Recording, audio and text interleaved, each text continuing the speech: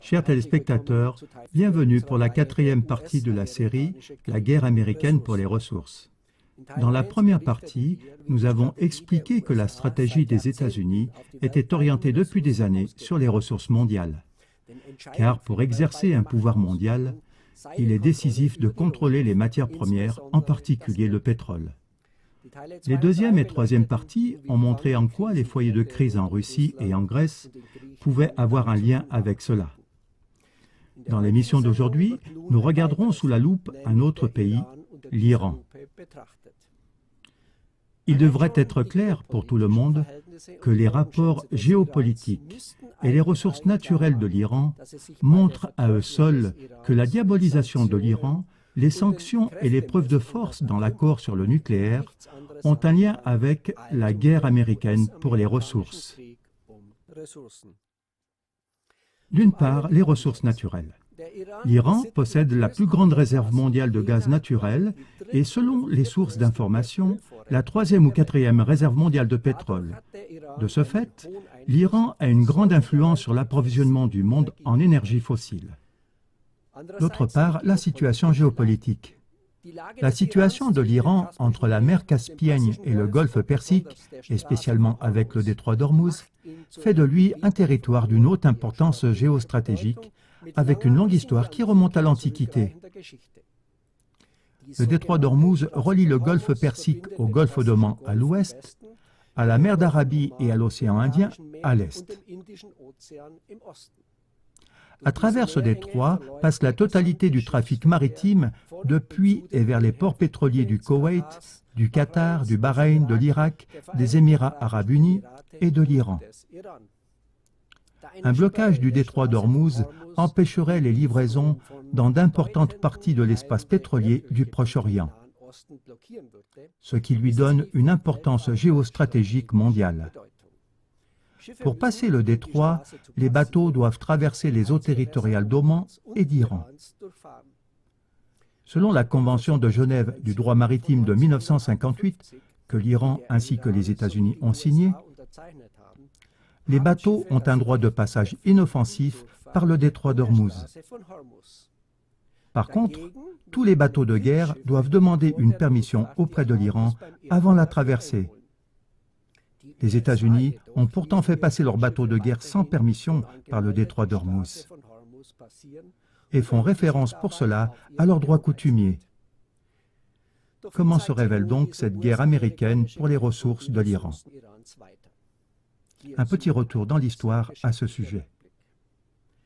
En 1951, l'industrie pétrolière d'Iran fut nationalisée, car l'entreprise pétrolière anglo-iranienne refusait catégoriquement de partager avec l'Iran la moitié de ses profits venant du commerce du pétrole. Par la suite, il y a eu un boycott international du pétrole iranien, initié principalement par les États-Unis et le Royaume-Uni. En 1953, le premier ministre iranien fut renversé lors de l'opération Ajax, menée par les services secrets américains de la CIA et le MI6 britannique. À la place, on porta le Shah pro-occidental à la tête de l'État, ce qui permit l'accès au pétrole aux Britanniques et aux Américains. Après la révolution islamiste de 1979, le Shah pro-occidental fut renversé et le régime islamiste de l'ayatollah Khomeini fut créé. Il prit la tête de l'Iran. Depuis cet événement clé, l'influence des États-Unis sur l'Iran fut limitée. En 1980, Washington soutint ensuite le dictateur irakien Saddam Hussein, qui débuta une guerre contre l'Iran. Comme le soupçonne l'auteur d'un best-seller, Peter Scholl-Latour, l'Irak voulait mettre la main sur le pétrole iranien et le régime iranien des religieux islamiques devait être renversé. Dans la guerre entre l'Iran et l'Irak, qui dura 9 ans, Hussein aurait succombé depuis longtemps à la supériorité militaire de l'Iran s'il n'avait pas été soutenu par les États-Unis. Entre autres avec des livraisons de gaz toxique qui fut utilisé contre les Iraniens. Déjà, depuis le milieu des années 1990, Israël commença à parler aux États-Unis d'une menace nucléaire iranienne.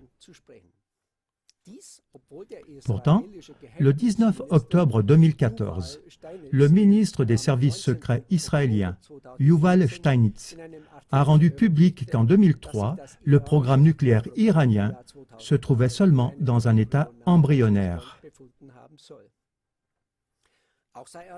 On doit mentionner que l'Iran a signé le traité de non-prolifération nucléaire le 1er juillet 1968, qui lui donne uniquement le droit d'utiliser l'énergie nucléaire civile.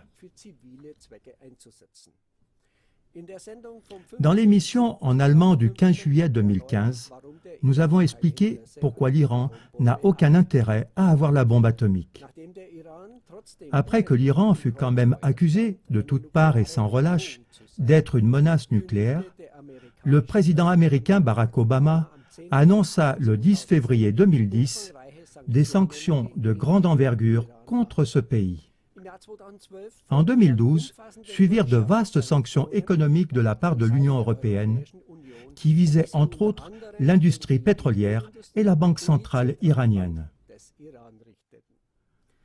Comme le gouvernement américain s'est trouvé devant le fait que l'Iran contournait les sanctions économiques, en passant notamment par la Russie ou la Chine, il a finalement signé en juillet 2015 un traité nucléaire avec l'Iran.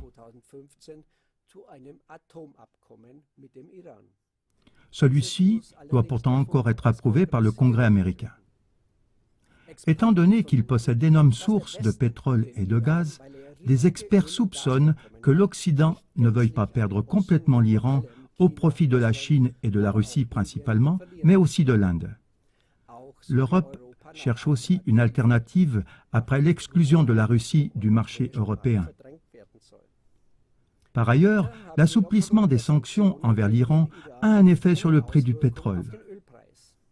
Cela aurait tendance à faire baisser le prix du pétrole, car l'offre grandit.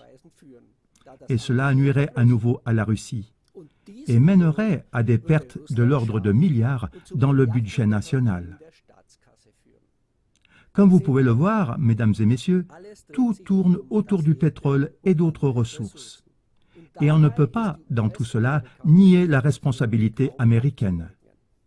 C'est pourquoi il est tellement révélateur d'observer les foyers de crise et de suivre les évolutions dans le monde selon cette perspective, que ce soit en Russie, en Grèce ou en Iran. Suivez-nous régulièrement sur Klagemauer TV. Au revoir. Auf Wiedersehen.